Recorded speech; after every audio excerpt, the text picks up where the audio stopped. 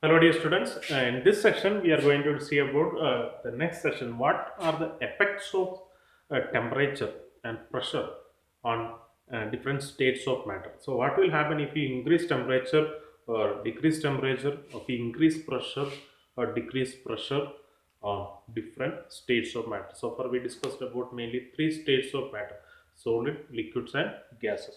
So, how these three states will get affected if you change the temperature mainly, so that we will discuss in this video. So as we all know that there are three states of matter. See, commonly we discuss about three states of matter: solid, liquid, and gas. So if you increase the temperature, we are looking at, first we are looking at increasing the temperature. If you increase the temperature of solid substances, so what can happen? Suppose if you look at any particular ice cubes, take an example of ice cubes. So if you increase the temperature, suppose if normally you store ice cubes in a refrigerator, freezer. So if you take out that ice cubes and keep it in open air, so after some time what will happen? The ice cube will start melting into liquid form. So here what is happening actually? The solid particle, the solid ice cube, that is gaining heat energy. It is gaining heat energy, absorbing heat energy from the surroundings, so as to get converted itself into liquid form. So this process is known as fusion. So during that particular process, what all the heat that you supply to this particular solid ice cubes, so that will remain used for in order to convert these particles from solid to liquid state. So that will not rise the level of temperature of this particular solid substances. So the melting point of ice is 0 degrees Celsius. So unless the last piece of ice there, you will not see any increase in temperature of this particular ice cubes. So that's the reason why that heat energy which you supply, that is used for converting or breaking the force of attraction between the particles of water in the solid state. So if in the previous video we have seen that in solid state the particles of water, they are very tightly packed, and this heat energy that what you supply, that will be used for breaking this force of attraction between the particles of matter, so as to they can uh, they will get, as they get broken down, what will happen? So they can move easily here and there. So so this process is known as fusion. So the amount of heat energy required to convert 1 kilogram of ice at its melting point at 1 atmospheric pressure to liquid, that is called latent heat of fusion. Latent heat of fusion.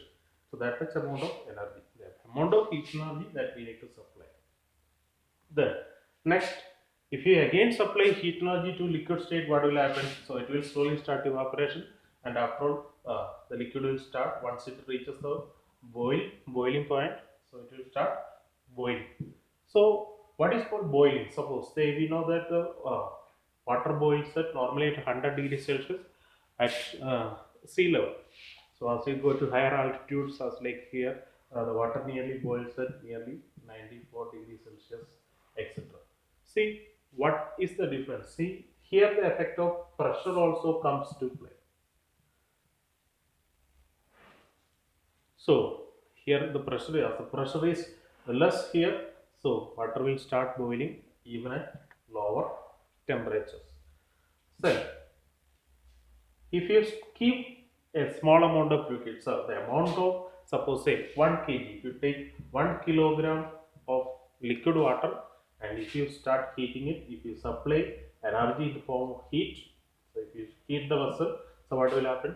The heat energy will be absorbed by the liquid particles, so that they will start moving randomly, and as a result of this random movement, they will gain more and more kinetic energy, and as a result what will happen? They will get slowly converted into vapor state or gaseous state. So for this conversion we need to supply energy slowly. The liquid water, the temperature of water, that will start rising from 0 degree to 100 degrees Celsius, and after all reaching at 100 degrees Celsius, it will stop there for a long time. So during which those time, what is happening actually? The amount of heat. Still now we are supplying the heat energy. That's energy we supply that is utilized for converting the liquid particles into vapor state in order to break their force of attraction. So for that purpose, that heat energy is used. That amount of heat energy in order to convert 1 kilogram of a liquid at its boiling point to vapor state at 1 atmospheric pressure, that is known as latent heat of vaporization. The definitions you can get into the textbook. You just underline and study that. If you couldn't understand this particular part, just pause and see the watch the video again. Okay. Again, if you apply more amount of heat, so that it will not show any rise in temperature beyond 100 degrees Celsius unless and until the entire liquid particles gets converted into gaseous state. Then only if the entire liquid is, if one entire 1 kilogram liquid is gets converted into vapor state, then only the temperature will rise into more than 100 degrees or rise above 100 degrees Celsius. See here again. So now we are looking at what are the effects of decreasing the temperature. So if you decrease the temperature, what will happen? The gas particles will lose their energy, and as you cool, what will happen? It will get converted back into liquid state, and if you again cool, it will get converted into solid state. Here you can see from gas, if you cool, if you reduce the temperature of gas, what will happen? It will get converted first to liquid. That process is known as condensation, and the liquid particles, so that once that get again cooled, what will happen? It will get converted back into solid state or ice state. That is known as solidification. And one more state change is there, solid to gas directly. The direct conversion from solid state to gas without undergoing liquid state, that is known as sublimation. Sublimation, the reverse process is also it can possible. Naphthalene, ammonium chloride, then these are certain substances that undergoes sublimation. Especially in the textbook, you can see the diagram, separation of naphthalene or ammonium chloride from camphor or camphor. These are certain substances that undergoes sublimation. So ammonium chloride, it can be separated from sodium chloride also by using this technique. It's a separation technique about which we will study in next chapter. So sublimation, what is the process called sublimation? Here the state, the matter in solid state gets directly converted to gaseous state. The matter in the solid state is getting directly converted to gas without undergoing through liquid state. So that process is known as sublimation.